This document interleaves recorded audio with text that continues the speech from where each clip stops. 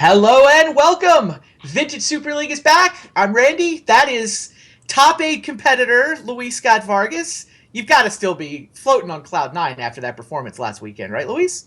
Yeah, I'm really happy with it. As was undoubtedly mentioned in the broadcast, it's been about 5 years since I last updated a Pro Tour. So, that's a long time. I'm glad I was able to make it back. I certainly don't take it for granted, but very happy with it. Very happy with my team. All 20 of us just had great results. We were 40% of the top 25, which is pretty ludicrous considering we were 5% of the field. So, Yeah, uh, definitely. Had to get you I into the pregame slot, the sort of I crushed it last weekend slot of yeah. VSL broadcasting.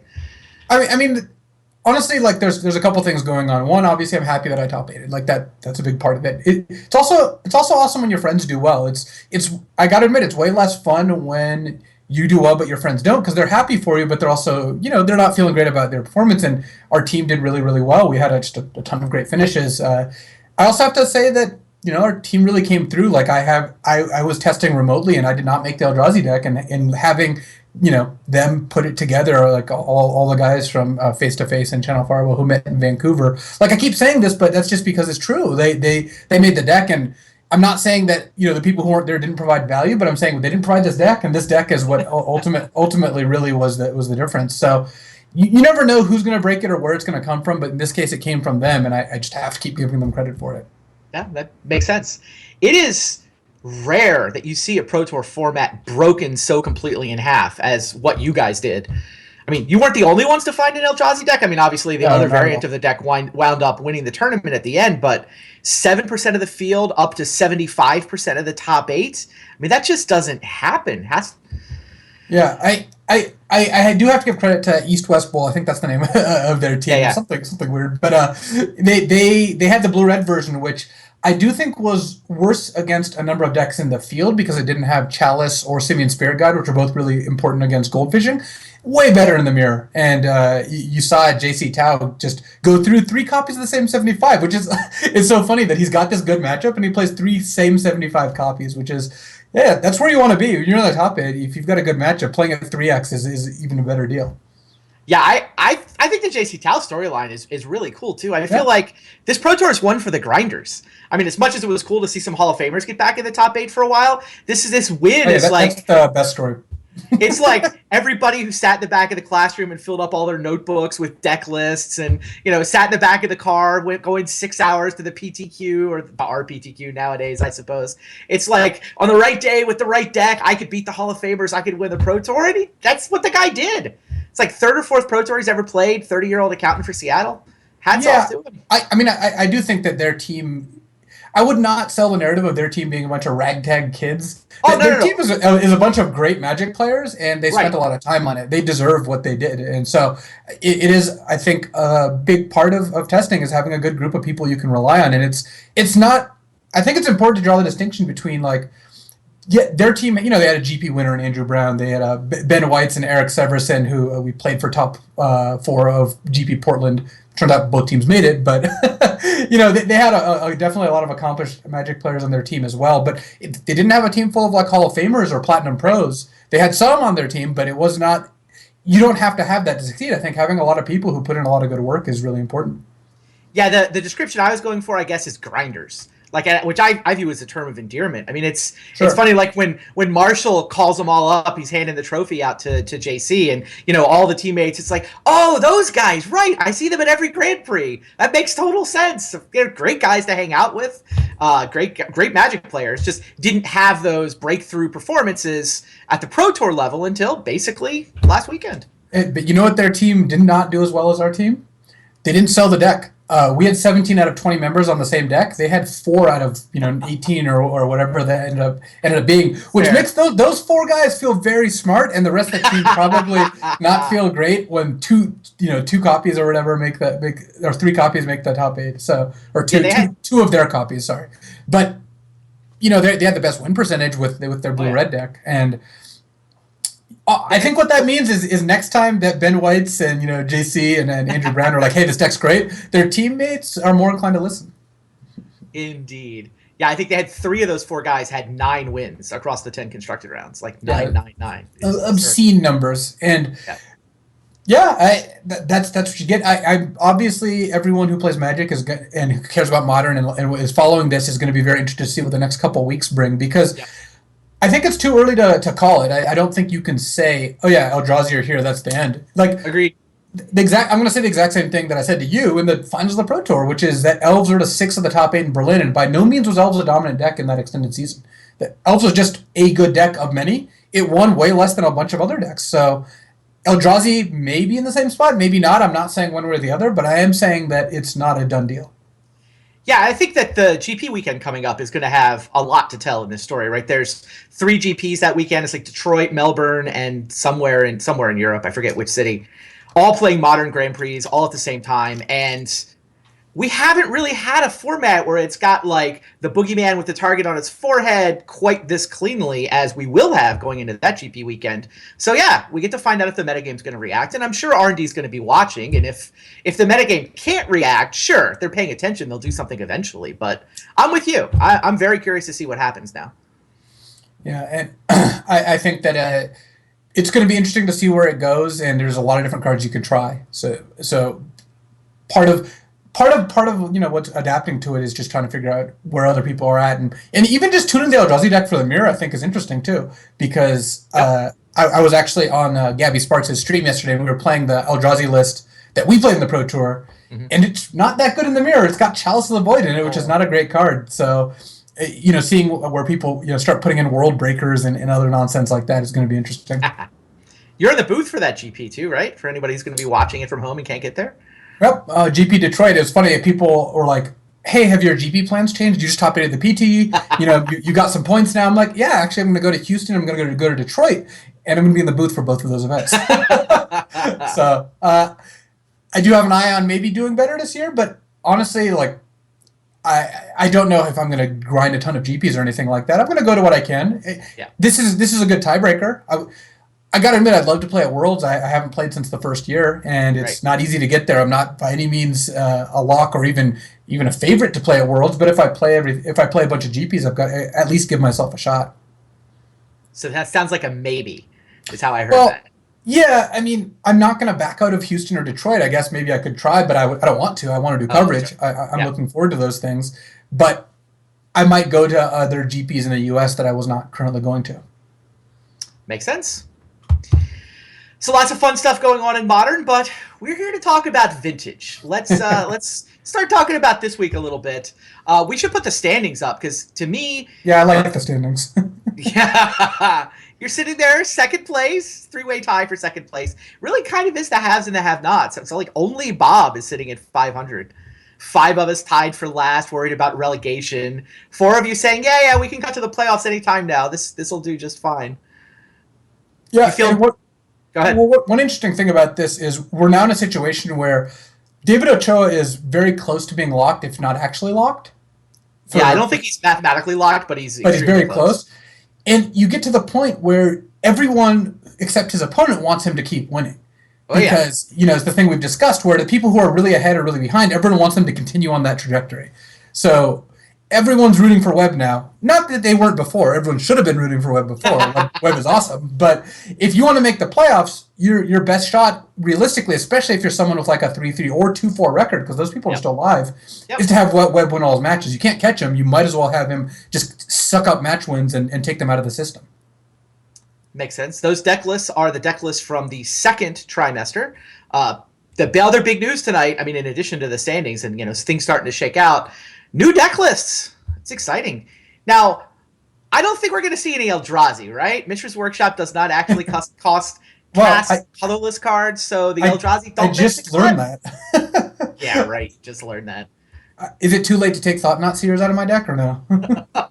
I'm going to go with yes, but I can't imagine that it matters. Although, I mean, look, maybe Ancient Tomb, I've Ugin, like maybe you could actually Ancient Tomb is a very powerful Magic card, I'm just saying. Ancient Tomb's already good enough, right?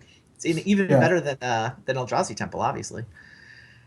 I don't think the Eldrazi make the cut in Vintage, though. It seems like they're just... Lodestone Golem is just too much better to make you kind of fuck around with anything other than workshops. If you could cast Thought-Knot Seer off Workshop, it would just be a slam. I think that would be absurd. Oh, yeah. But that's not where we're at. And honestly, that's the most interesting one because the duress effect is really, really good in Vintage. Whereas even if you could cast, like Eldrazi Mimic off of Ancient Tomb, it's just you're not really getting much out of that. Yep. Makes sense. You looking for any Oath of the Gatewatch cards then? So Warping Whale you sneak in here or there, or is it just more of the... Yeah, go ahead. There are cards. We'll see what if anything makes the cut. But my guess is that it's going to have less of an impact on Vintage than it will on Modern or Legacy. I think Legacy Eldrazi are very real too. Our alien overlords are not not limited to just Modern. Makes sense. So let's look at the schedule and see what we've got queued up for you guys. We kick off with a couple of Hall of Famers.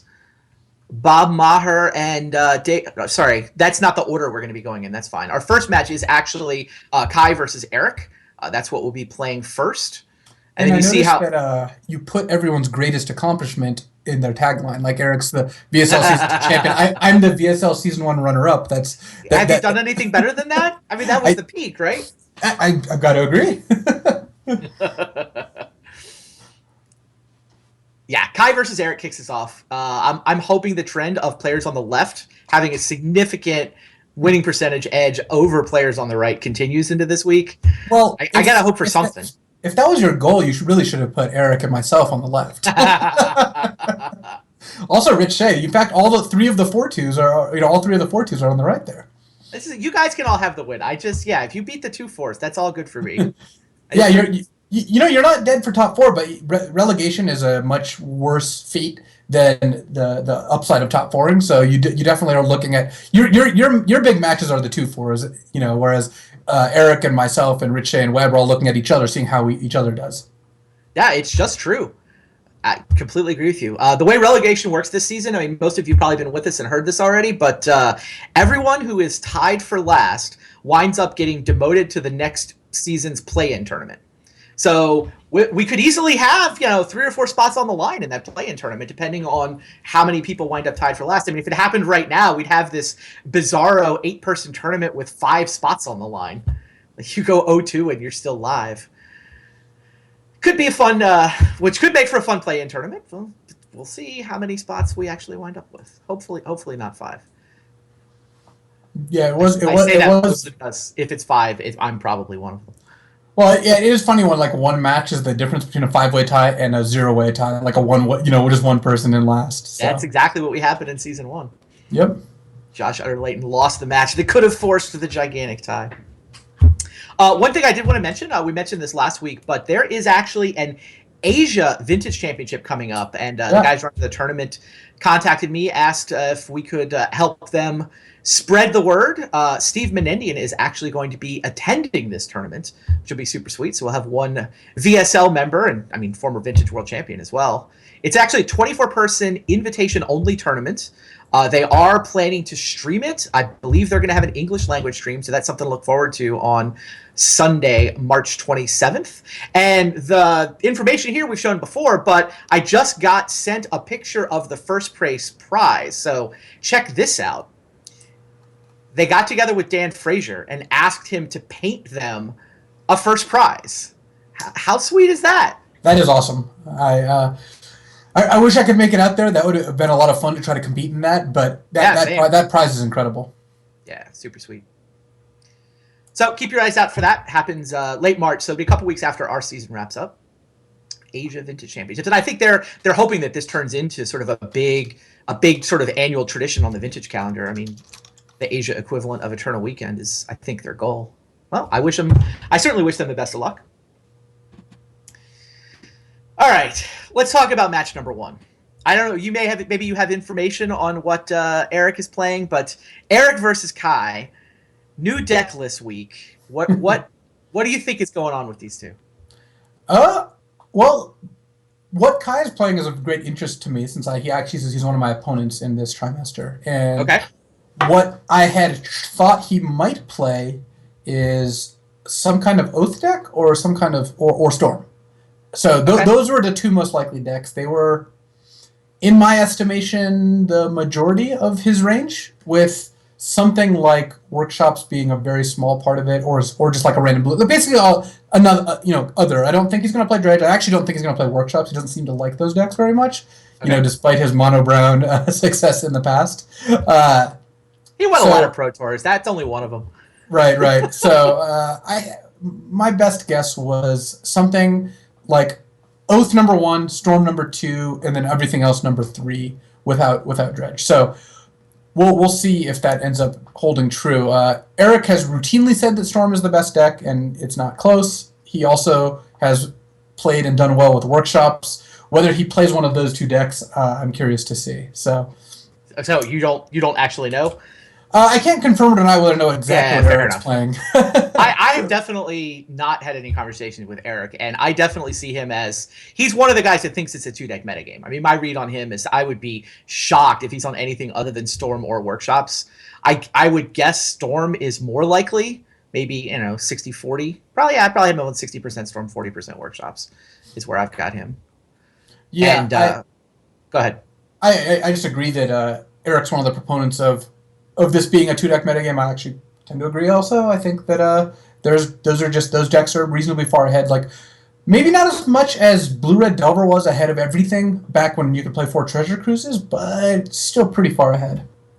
So I'm tempted by this 2-deck metagame theory, but I keep seeing other decks have success. I mean, if you look at the top 8 from the latest Power 9 was pretty interesting, right? Mentor wound up winning that tournament. I mean, we were all busy getting ready for the Pro Tour. I don't know that I don't think either one of us got the chance to play it, but Rich Shea top 8'd with Oath because it's a Power 9 challenge. Of course, Rich Shea was in the top 8.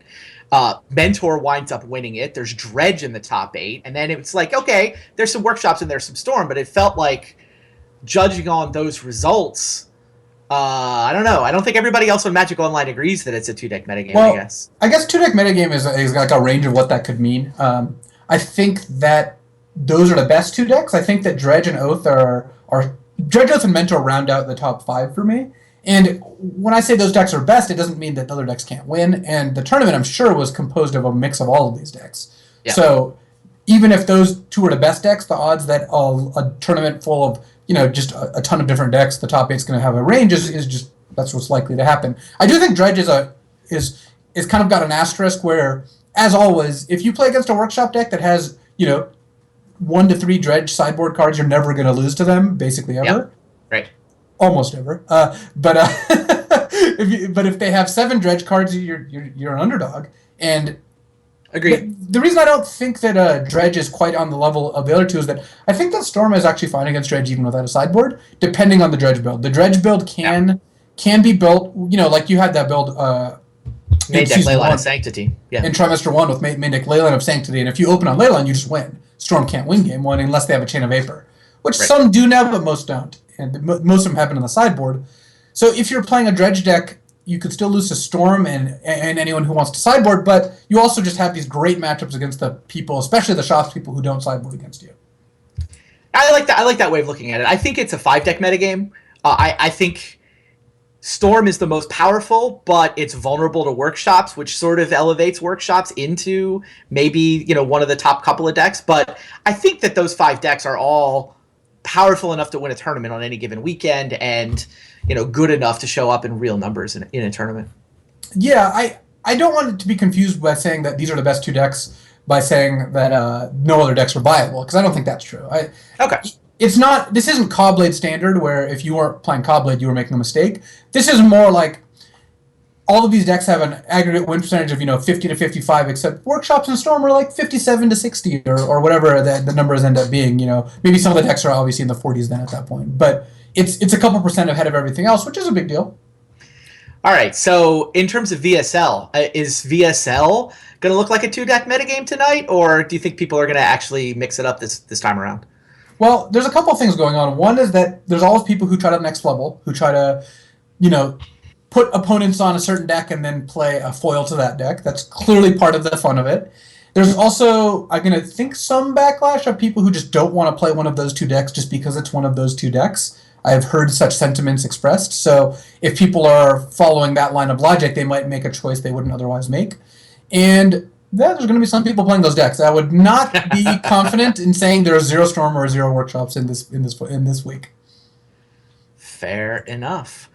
Looks like we are getting Kai and Eric into their game. We are shouldn't be more than a minute or two until we get time for kicking off the week. I really want to see what people are playing. I mean, obviously, a lot invested in how the season is going to shake out.